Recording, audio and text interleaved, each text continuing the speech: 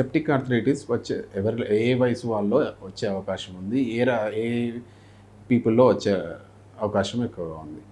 Usually septic arthritis అనేది బైమోడల్ distribution అంటారు. బైమోడల్ అంటే 2 వయసు వాళ్ళకి వచ్చే అవకాశం ఉంది. మరీ చిన్న పిల్లలకి 2-3 ఇయర్స్ ఏజ్ గ్రూప్ వాళ్ళకి.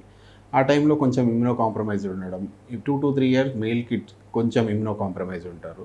ఆ టైంలో వచ్చే అవకాశం ఉంటుంది. బ్లడ్‌కి సంబంధించిన కొన్ని కండిషన్స్ ఉంటాయి. సికిల్ సెల్ డిసీజెస్ అని గానీ, లేదంటే ఎవరైనా long term prolonged antibiotic usage ఉన్న వాళ్ళకి ఫంగల్ సెప్టిక్ ఆర్థరైటిస్ వచ్చే అవకాశం ఎక్కువగా ఉంటుంది. డయాబెటిక్ పేషెంట్స్‌కి వచ్చే అవకాశం ఉంటుంది. వయసు 80 ఇయర్స్ దాటిన తర్వాత వచ్చే అవకాశం ఉంటుంది.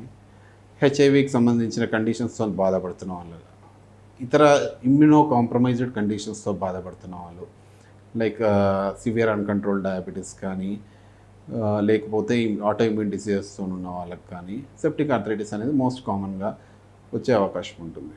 యూజువల్‌గా మనం కరెక్ట్ టైంకి డయాగ్నోస్ చేసుకోగలిగితే, కరెక్ట్ టైంకి పేషెంట్‌కి ట్రీట్మెంట్ మందులు కానీ, సర్జరీ కానీ జరుగుతాయి.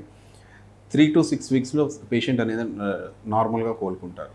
అదే దాన్ని నెగ్లెక్ట్ చేస్తే, అంటే ఒక 1 వీక్ 10 డేస్ వరకు నెగ్లెక్ట్ చేసి ఆ తర్వాత ట్రీట్మెంట్‌కి వస్తే మాత్రం అది కోలుకోవడం అనేది depending on our cartilage damage బట్టి ఉంటుంది. కొంతమంది యంగ్ పీపుల్‌లో even after 1 week 10 days of neglected septic ఆర్థరైటిస్‌లో రీజనరేషన్ కార్టిలేజ్ డ్యామేజ్ అనేది కొంచెం తక్కువ ఉంటుంది కాబట్టి they will do good after 6 weeks.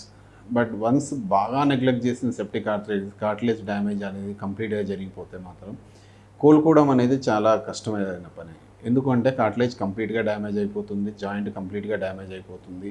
ఆ జాయింట్‌లో అరుగుదల అనేది చాలా ఎర్లీగా స్టార్ట్ అవుతుంది. ఈవెన్ అట్లాంటి పీపుల్‌కి మోకాలు ఆపరేషన్ చేసినా కూడా repeat chances of septic arthritis అనేది 10% ఉంటుంది.